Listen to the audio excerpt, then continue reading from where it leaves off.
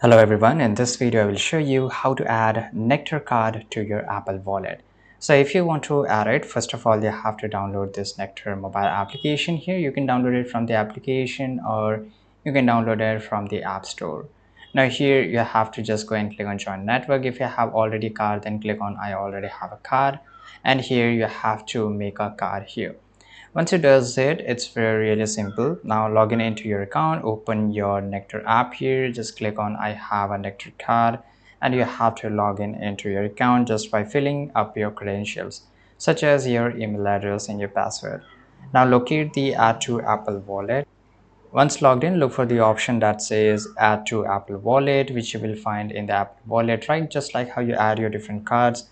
Now you have to just click on add to Apple Wallet. Within the app, this is typically found in the section where your Nectar card is displayed. Tap on add to Apple Wallet option. Your Nectar card should be automatically added to your Apple Wallet. Right, then you have to verify it. Once you verify, it will done. So this is how you can do this. I hope you found this video very useful. Subscribe.